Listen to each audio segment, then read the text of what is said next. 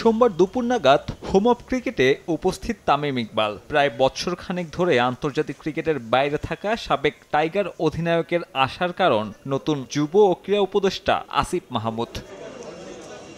তামিম আসার অনেক পরেই পৌঁছান আসিফ। ততক্ষণে উৎসুক জনতা আর গণমাধ্যম কর্মীদের ভিড়। এরপর বিসিবির প্রধান নির্বাহীকে নিয়ে হোম অফ ক্রিকেটের অবকাঠামোগত সুযোগ সুবিধা পরিদর্শন করেন এই তরুণ উপদেষ্টা। সেখানেই আসিফকে সব ঘুরিয়ে দেখান তামিম ইকবাল। অবকাঠামোগত যেই অবস্থা আছে সেটা দেখতে চেয়েছিলাম, সেটা দেখলাম ঘুরে ঘুরে সব জায়গায়। এবং নারী ক্রিকেট দলের সাথে দেখা হলো। তারা সামনে উইমেন টি-20 ওয়ার্ল্ড কাপ খেলতে যাচ্ছে এবং যেই ব্যাপারগুলো এখানে উন্নয়নের প্রয়োজন আছে সে ব্যাপারে একটু নোট নিলাম। আশা করি সামনে এগুলো আমরা ঠিক করে দিতে পারবো। আসিফের আসার দিনে নির্ধারিত অনুশীলন চলছিল অনূর্ধ্ব ১৯ দলের। মূল মাঠে ইয়াং টাইগারদের সঙ্গে কুশল বিনিময়ের পর চলে যান একাডেমি মাঠে। সেখানে নারী বিশ্বকাপকে সামনে রেখে প্রস্তুতি নিচ্ছিল নারী দলের ক্রিকেটাররা। তামিমকে নিয়ে জ্যোতি জাহানারাদের সঙ্গেও কথা বলেন তিনি। অর্ধেক পাউডারে দ্বিগুণ উজ্জ্বলতা।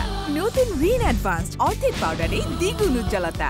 টালমাটাল বিসিবিতে আসিফের এমন পরিদর্শনের কারণ ব্যাখ্যা করেনি বিসিবি।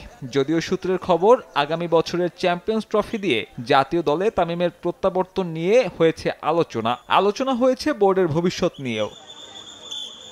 এরই মধ্যে শুরু হয়ে গেছে বিসিবি সংস্কারের কাজ। সরে দাঁড়িয়েছেন বিসিবি পরিচালক ও cricket operations chairman Jalal Yunus. ক্রীড়া পরিষদের মনোনীত আরেক পরিচালক সাজ্জাদুল আলম ববিকে পদত্যাগের অনুরোধ করলেও তিনি এখনো সিদ্ধান্ত নেননি। এনএসসির এই দুই পদে ঢুকবেন ফারুক আহমেদ ও নাজমুল আবেদিন ফাহিম।